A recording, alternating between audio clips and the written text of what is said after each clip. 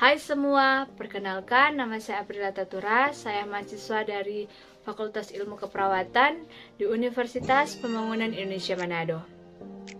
Nah teman-teman, saat ini saya akan menjelaskan video tentang manajemen konflik. Definisi konflik adalah perselisihan internal yang dihasilkan dari perbedaan ide, nilai-nilai, dan perasaan antara dua orang atau lebih.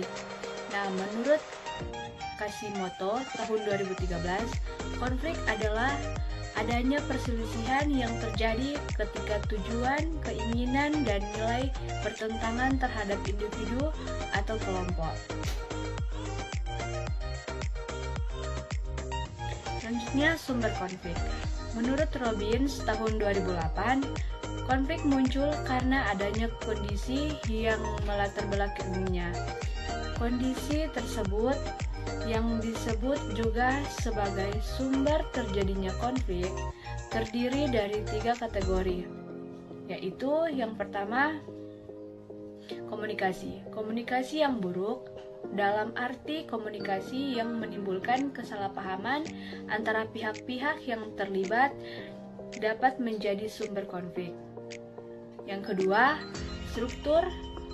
Nah, istilah struktur dalam konteks ini digunakan dalam artian yang mencakup ukuran, derajat spesialisasi yang diberikan kepada anggota kelompok, kejelasan jurisdiksi, kecocokan antara tujuan anggota dengan tujuan kelompok, gaya kepemimpinan, sistem imbalan, dan derajat ketergantungan antara kelompok.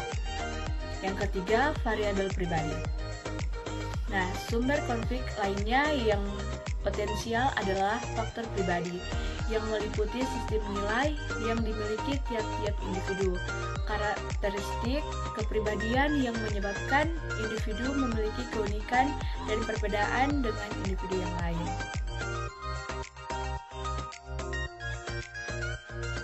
Jenis-jenis konflik.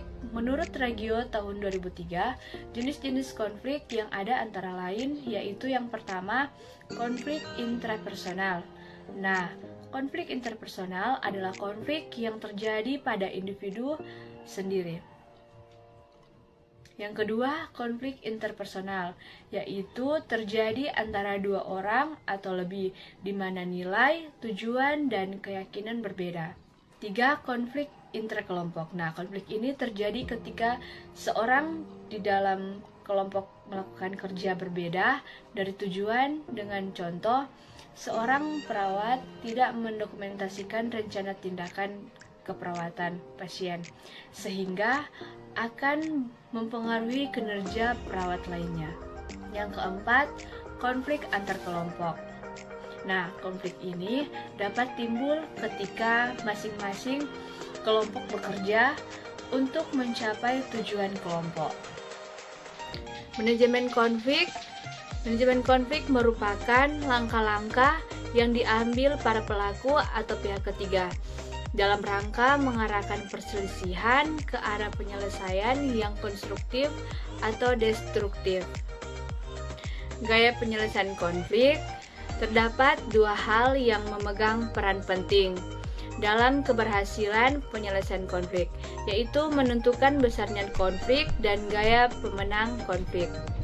Kombinasi dari 2 variabel ini menghasilkan gaya penanganan masalah yang berbeda, yaitu integrating, obliging, dominating, avoiding, dan compromising. Proses penyelesaian konflik. Nah, proses manajemen konflik meliputi proses dari diagnosa, intervensi, dan evaluasi. Manajemen konflik yang konstruktif bisa didefinisikan dari adanya proses kreativitas, di dalamnya penyelesaian masalah dilakukan secara bersama-sama.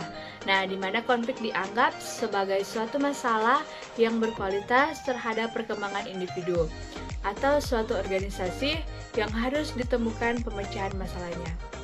Outcome Resolution Conflict. Menurut Haber tahun 2010, outcome konflik adalah hasil dari proses manajemen konflik dan terbagi menjadi 3 bagian, antara lain yaitu yang pertama win-loss, yang kedua loss-loss, yang ketiga win-win. Nah, pengaruh kepemimpinan dalam manajemen konflik. Pemimpin yang dikatakan mampu menerapkan manajemen konflik adalah pemimpin yang mampu memahami dinamika terjadinya suatu konflik. Diversitas atau keragaman pihak yang terlibat dalam suatu konflik juga perlu didefinisikan karena merupakan sumber potensial terjadinya konflik, antara lain budaya, gender, posisi atau jabatan, dan umur. Pengaruh kepemimpinan dalam pemecahan masalah konflik juga bisa dilihat dalam model CAPI yang dirumuskan oleh Stats tahun 2012 dengan menerapkan capping. Model dalam manajemen kelompok diharapkan pemimpin mampu menggunakan kekuatan otoritas dan pengaruhnya dalam memutuskan strategi penyelesaian konflik yang tepat. Nah, kesimpulan, konflik adalah perselisihan internal yang dihasilkan dari perbedaan ide, nilai-nilai, keyakinan, dan perasaan antara dua orang atau lebih.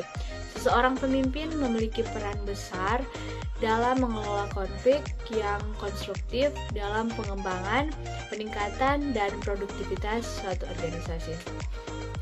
Itulah video tentang manajemen konflik. Semoga bermanfaat. Salam sehat.